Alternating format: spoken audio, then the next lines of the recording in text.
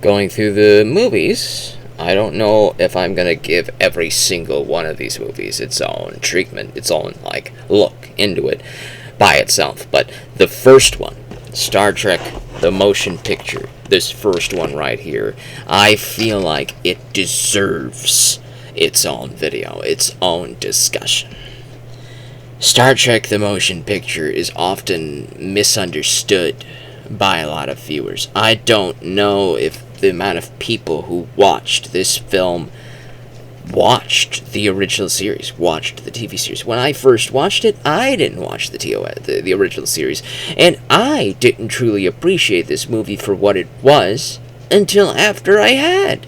Because when I watched Star Trek, the motion picture, I agreed that there were a lot of very slow moments. There were a lot of very boring moments. And then I watched Close Encounters of the Third Kind, or whatever it was, the Alien movie. And then I started to understand. I started to understand this type of science fiction storytelling. Then I watched 2001: A Space Odyssey, and I started to understand even more this type of slow motion science fiction storytelling, even more. And then I finally watched TOS. I finally watched all 3 seasons. I went through all of them, and then when I go through Star Trek: The Motion Picture, I can understand it. I can understand it. I can understand what they were doing, what they were going for, what they were trying to do. And it makes sense for me now. It makes complete sense that this movie is basically a culmination of various episode ideas, either from TOS or from a canceled Part 2 TV series. Decker was supposed to be in the next phase of Star Trek, a next series before they were going to do TNG. They were going to start a new phase in the 80s, the late 70s and the 80s, and that never happened. But that pilot idea still existed, still was floating around somewhere, so they were going to try something else with that. And when I watched this and saw all these idea shticks going on, it reminded me of the second pilot of the original series, the one with Captain Kirk. And in the original pilot, we had some dude in there, who had some emotions with another female officer on board. It started to do with ESP and all of that stuff.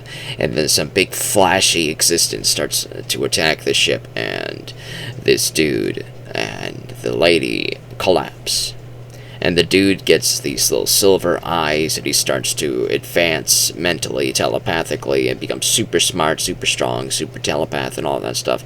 And the lady slowly becomes like he is as well. Her eyes turn silver, she becomes a telepath, and all that stuff.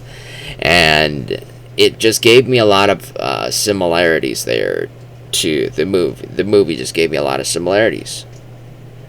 There are a couple other ideas, like the Corbomite maneuver, where Kirk tries to make all sorts of high-tech, hoity-toity bluffs to get this extremely advanced thing to let its guard down.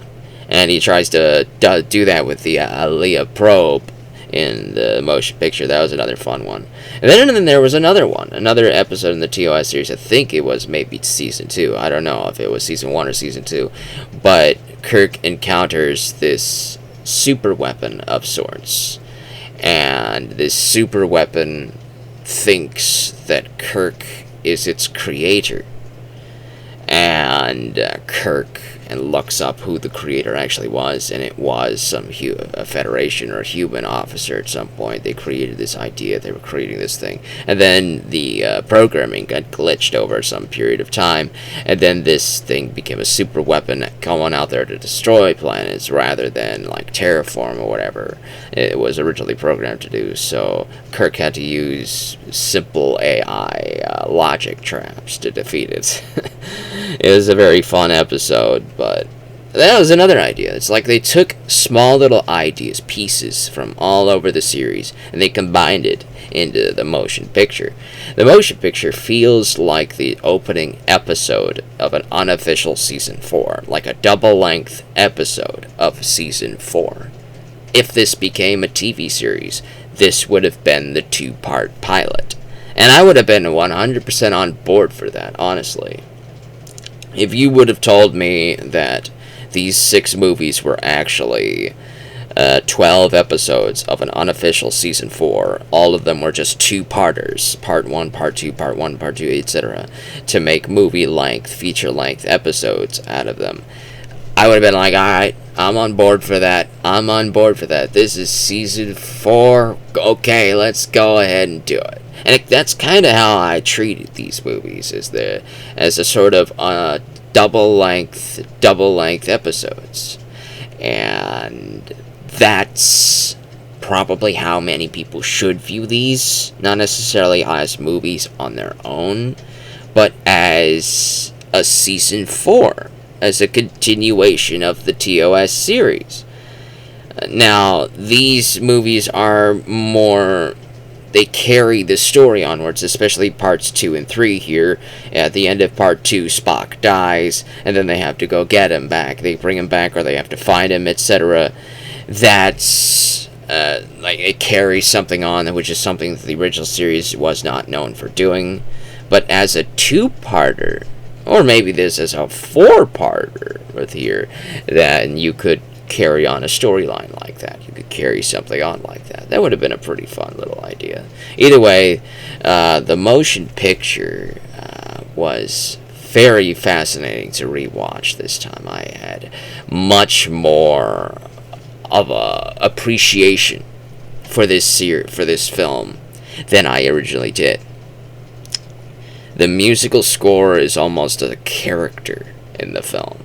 Like, you listen to the score, there are a lot of long sequences where you're just having a camera pan across a model of the Enterprise, or pan through a big tunnel aboard the Voyager station, and the music's just playing, and nobody's talking. You're just looking at something. You're just looking at the color, at the miniatures, and at the artistic display in motion going on.